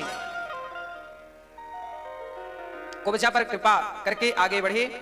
भगवान ने कुरूपणी पर कृपा की, बाद में कुब्जा के घर भी गए हैं और कुब्जा का स्नेह पाया है। भगवान दीनों पर दया करते हैं। अच्छा दीन कौन है? हम दीन एक बार बने तो भगवान की कृपा हुए, हम दीन बनते ही नहीं। दीन किसे कहते हैं? दीन उसे ही कहते हैं जो अपने आप को भगवान के चरणों में समर्पित कर देता है, शरणापन्न हो जाता है, वह दीन है। जो अपने कल्याण का साधन भी ना जाने उसे दीन कहते हैं। श्री भगवान आगे चले, कंस का एक यज्ञ था, धनुष रखा था, भगवान श्री कृष्ण ने धनुष तोड़ दिया। अच्छा राम कथा भी शुरू हुई धनुष तोड़कर और कृष्ण कथा भी शुरू हुई धनुष तोड़कर। ये धनुष क्या है? ये धनुष अहंकार का सूचक है। आप भी अपने जीवन में अपने अहंकार का धनुष तोड़ दीजिए। भगवान ने तोड़ा। कुबल्यापीड़ पर कृपा की, कुबल्यापीड़ नाम के हाथी को मारा। कंस के बड़े बॉडीगार्ड थे चाणूर और मुष्टिक, भगवान ने चाणूर मुष्टिक को खूब मुटिका मार मार के मारा। कंस की सभा में चले गए भगवान। कंस ने कृष्ण को मारने का पूरा षड्यंत्र रचा था। कंस ने भगवान को मारना चाहा। भगवान कंस की सभा में जाकर कंस के केस पकड़कर उठाकर जब धड़ाम से पटके और भगवान कंस को नीचे फेंक करके ऊपर कूदे, कंस का गोविंदाय नमो नमः। भगवान ने कंस को मारा और कंस को मार करके भगवान अपनी माता देवकी पिता वसुदेव से मिलते हैं। और आज नंद बाबा भगवान को मथुरा छोड़ने आए थे। आज नंद बाबा को वसुदेव जी ने कहा कि जो कृष्ण है ये आपका नहीं, हमारा 8वां पुत्र है।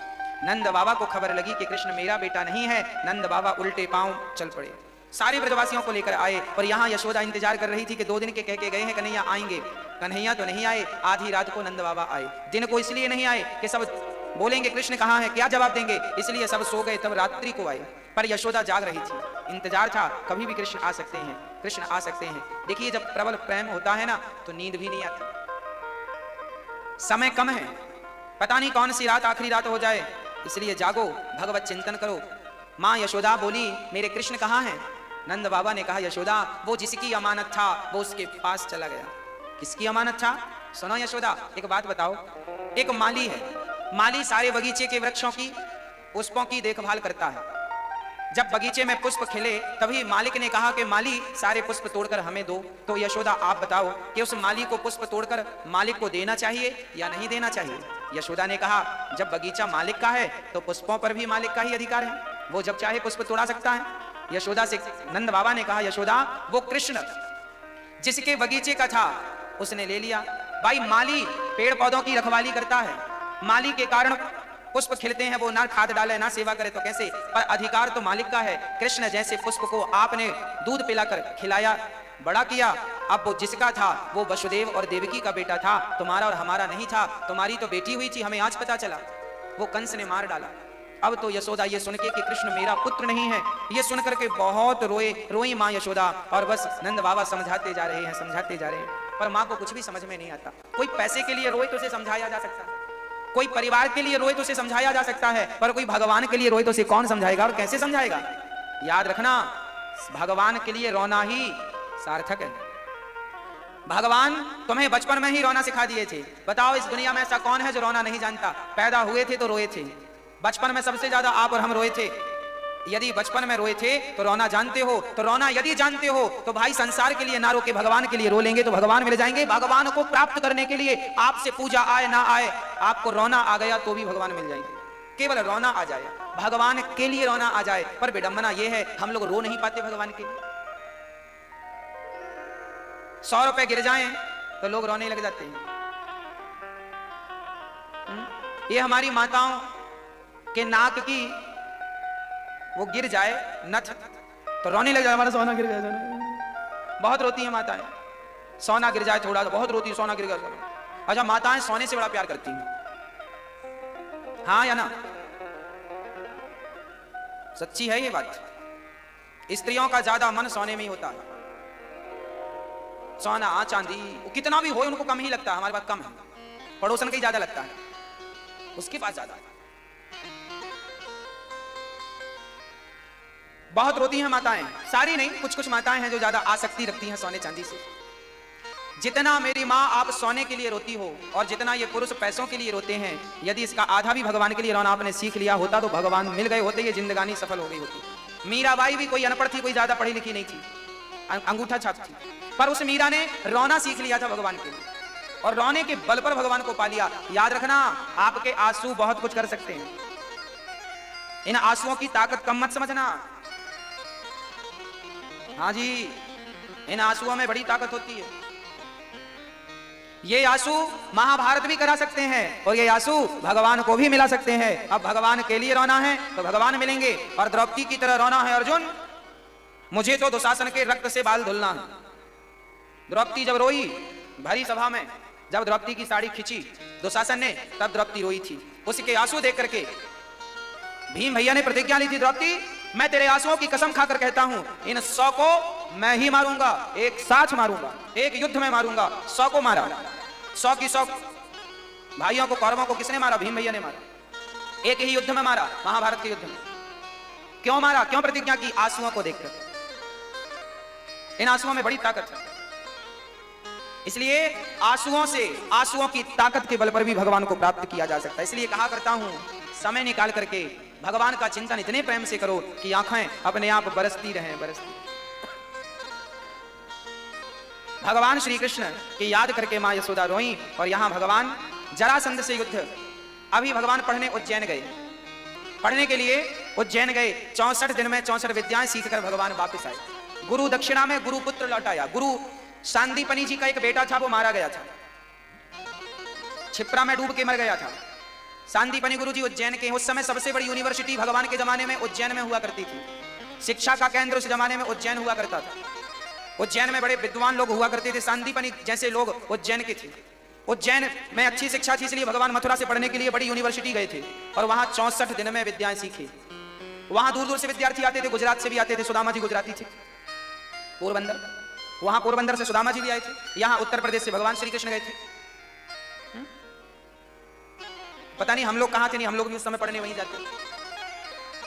अच्छा, ऐसा भी तो हो सकता है कि हम लोग भी पढ़ते रहे उस टाइम पे, कोई और रहे होंगे, कुछ रहे होंगे कुछ। भगवान गुरु दक्षिणा में उनका मरा हुआ बेटा, अच्छा भगवान ने मरा हुआ बेटा क्यों दिया? गुरु माता ने मांगा कि हमारा मरा हुआ बेटा तुम दो कृष्ण, गुरु दक्षिणा में, और नहीं दे सकते तो फिर हमारे बेटे बन के यहीं रहो, हमें छोड़कर मत जाओ। उनका आशय तो ये था कि बेटा तो अब मर गया है, आ नहीं सकता, तो फिर कृष्ण ही हमारे साथ रहेगा। ये गुरु माता की आज्ञा थी, सांदीपनी की पत्नी। तो भगवान है, यमराज के पास जाके उनका बेटा वापस लाकर दे दिया, ज्यों का त्यों बना के। देखिए ये कौन कर सकता है? मरा हुआ बालक कौन जीवित कर सकता है? जिसका संस्कार भी हो चुका था, चमड़ी हड्डियां भी नहीं बची थी, पर भगवान तो भगवान है, भगवान के लिए असंभव कुछ नहीं है। भगवान तो पूरी पृथ्वी फिर से प्रकट करने की ताकत रखते हैं, संहार करने की ताकत रखते हैं, तो वो फिर मरे हुए के जिंदा करना कौन सी बड़ी बात उनके लिए। भागवत में यही तो भगवान की भगवत्ता, जो लोग कहते हैं कि भगवान एक साधारण इंसान है, जो लोग कहते हैं भगवान महापुरुष हैं, जो लोग भगवान की भगवान पर होने पर संदेह करते हैं, ऐसों को ये चर्चाएं सुननी चाहिए। ये भी भागवत में लिखी है। बताओ कोई महापुरुष यमराज के पास से किसी को लाकर खड़ा कर सकता? आज तक किसी ने किया? ये भगवान, इन्हें कोई रत्ती भर संदेह ना करियो। भगवान उज्जैन से पढ़कर गए, तब भगवान अपनी गोपियों को याद करने लगे। उद्धव जी को आज भगवान ने भेजा है, जाओ। कहा घनश्याम ने उद्धव से, वृंदावन जरा जाना, वहां की गोपियों को ज्ञान का कुछ तत्व समझाना। विरह की वेदना में वे सदा बेचैन रहती हैं, तड़प कर आह भरती हैं और रो रो कर ये कहती हैं। आज भगवान श्री कृष्ण अपनी गोपियों को याद करते हैं, क्योंकि गोपियां रोती हैं, मां यशोदा रोती है मेरे कृष्ण नहीं आए। और जब वो रोई तो भगवान ने उद्धव से कहा जाओ मेरा संदेशा दे दो। मैं कह के आया था 2 दिन में आऊंगा, अभी तक नहीं गया। उद्धव जी ने कहा जब कहे थे तो गए क्यों नहीं? भगवान ने कहा मेरी मजबूरी है, मैं इसलिए नहीं जाता कि मैं जाऊंगा तो मेरे दुश्मन जरासंध को पता चल जाएगा कि मेरी कमजोरी गोपियां हैं, फिर वो मुझ पर अटैक नहीं करेगा, गोपियों पर अटैक करेगा। इसलिए मैं नहीं अपने भेद को खोलने दे रहा हूं ताकि मेरी गोपियां सुरक्षित रहें। अब भगवान श्री उद्धव जी को भेजते हैं। कहा हंसकर, कहा उद्धव ने हंसकर, मैं अभी जाता हूं वृंदावन, जरा देखूं कि कैसा है कठिन अनुराग का बंधन है, कैसी गोपियां। दिया तो कांटों ने कहा उद्धव ज्ञानी बनकर आए हो, अभी तो दुपट्टा फाड़ा है, हमारी गोपियां तो तुम्हारे ज्ञान का पहाड़ा फाड़ने वाली हैं। यदि ज्ञानी बनकर गए तो यहाँ ज्ञान की खैर नहीं, ये ज्ञान की नहीं, ये प्रेम की नगरी है। प्रेम है, प्रेम जगत में सार और कुछ सार नहीं। जब उद्धव जी चलते चलते मां यशोदा के पास पहुंचे और मां यशोदा का पागलपन कृष्ण के लिए देखा। मां यशोदा कभी खाली पालने को झूला झूला कर कहती है कन्हैया कितना सोएगा रे, उठेगा नहीं, तुझे आज मक्खन नहीं खाना। मां पागल सी होकर मां यशोदा ऐसी हो गई हैं, जहां देखती हैं बस वहां कृष्ण नजर आते हैं बस। अब तो उद्धव का ज्ञान काम नहीं कर रहा है, ज्ञान प्रेम के सामने फीका नजर आता है, ज्ञान का कोई महत्व नहीं है प्रेम के सामने। आज सारी गोपियां मां यशोदा आज भगवान को देख रही हैं और उद्धव जी ज्ञान देने लगे। न माता न पिता तस्या न भार्या न सुता दयः। मां वो भगवान है, उनके कोई माँ बाप नहीं होते, क्यों अपने आप को मां माने बैठी हो? उद्धव जी ने ज्ञान दिया। तब भगवान यशोदा ने कहा वाह रे उद्धव, तू बड़ा ज्ञानी है, तू कहता है कृष्ण का कोई पिता नहीं है, कोई मां नहीं है, तो सुन बोल कृष्ण कौन है? उद्धव बोले भगवान है। बोले भगवान क्या होता है? बोले ब्रह्म निराकार निर्गुण। यशोदा ने कहा एक बात बता, यदि वो कृष्ण भगवान है, उद्धव ने कहा हाँ भगवान है, वह निर्गुण निराकार ही कृष्ण के रूप में अवतार लिए हैं, वो तुम्हारे पुत्र नहीं है, तुम उनकी मां नहीं हो, ये गलतफहमी मिटाओ।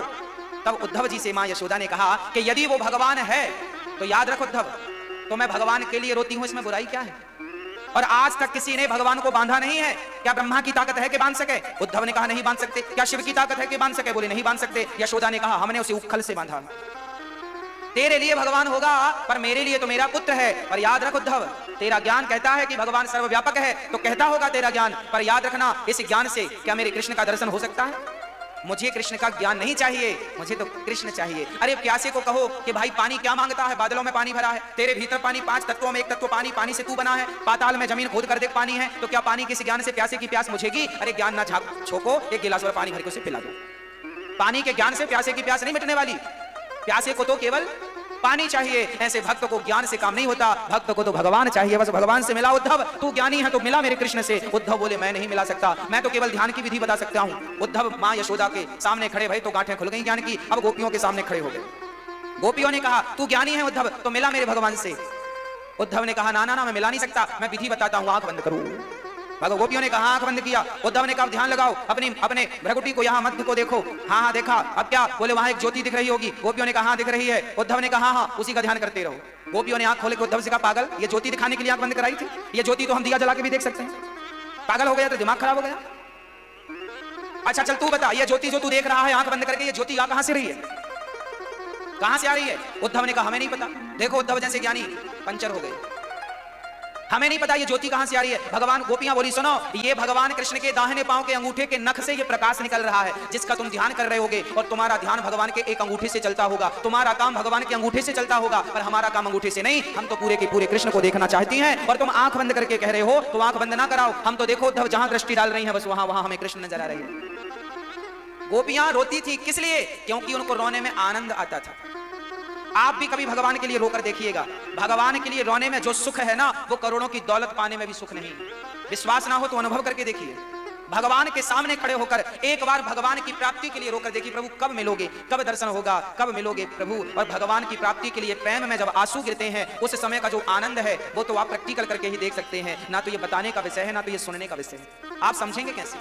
भाई रसगुल्ला मीठा है, आज तक किसी ने रसगुल्ला नहीं खाया, उसे समझाना हो कि रसगुल्ला मीठा है तो वो क्या कहेगा? हम कहेंगे रसगुल्ला मीठा होता है, वो कहेगा ये मीठा क्या होता है?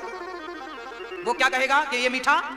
अब आप कैसे समझाओगे कि मीठा क्या होता है? इसलिए समझाओ मत, उसका मुंह खोलो और रसगुल्ला डाल दो। रसगुल्ला वो खा लेगा, स्वाद चख लेगा तो पता चल जाएगा मीठा क्या होता है। समझाने में तो समझा ही नहीं पाओगे। कौन सी विद्या ऐसी है बताओ जो ये समझा सके कि मीठा कैसा होता है?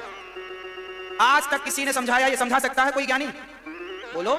रसगुल्ला मीठा होता है ये तो कहा जा सकता है, पर कोई कहे भैया मैंने तो आज तक नहीं खाया रसगुल्ला, मिठाई आज तक नहीं खाई, ये मीठा कैसा होता है? तो बताओ कोई समझा सकता है कि मीठा कैसा होता है? बताओ मीठा कैसा होता है? मीठा कैसा होता है ये खा के ही पता चलेगा। शक्कर खा लो, मिश्री खा लो, ऐसी होती है, ये मीठा होता है। जैसे मीठे को कहकर नहीं समझाया जा सकता, उसी प्रकार परमात्मा को कहकर समझाया ही नहीं जा सकता। क्या समझाएं, क्या कहकर समझाएं? वो तो जब रसगुल्ला खाओगे तब आनंद का विषय है, भक्ति करोगे तो आनंद प्राप्त हो जाएगा। बस मिल गए भगवान। हाँ, भगवान की प्राप्ति हो गई। बस गोपियों ने कहा उद्धव हमें ज्ञान मत दो, हम तो भगवान को प्राप्त करना चाहती हैं और बस वो हमारे सामने है, हमारी नजरों के सामने हमारा भाव बना है कि वो हमारी आंखों के सामने है ना। भगवान काल यवन को मुचकुंद के हाथों मरवाते हैं और मुचकुंद के द्वारा काल यवन मारे गए। 18वीं बार जरासंध से भगवान ने युद्ध किया। ये कंस के ससुर थे। भगवान मैदान छोड़ के भागे, प्रवर्षण पर्वत पर चढ़े और वहां से द्वारिका पहुंचे हैं। विश्वकर्मा ने द्वारिका बनाई और ठाकुर जी द्वारिकाधीश कहलाए। बोलिए द्वारिकाधीश भगवान की जय। सारे ब्रजवासियों को भगवान ने द्वारिका बुला लिया, सारे भक्तों को द्वारिका बुला लिया और द्वारिका में बलराम जी का विवाह रेवती से संपन्न हुआ और कुंडनपुर की राजकुमारी रुक्मणी पूजा की थाल लेकर के प्रेम पत्र लिखती हैं, कन्हैया विवाह करूंगी तो आपसे नहीं कुंवारी रह जाऊंगी। और भगवान श्री कृष्ण बड़े प्रेम से प्रेम पत्र पढ़ते हैं, सुनते हैं। श्रुत्वा गुणान भुवन सुंदर शृण्वतामते, मैं विवाह करूंगी तो आपसे ऐसा भाव माँ रुक्मणी अम्बा का है। और रुक्मणी जी चल पड़ी, बोली मैं पूजा करने कात्यायनी माँ के मंदिर आऊंगी, आप वहां से मेरा हरण करें। चल पड़ी माँ रुक्मणी, पूजा करती हैं और भगवान दारुक को लेकर चल पड़े। माँ कात्यायनी से कह रहे हैं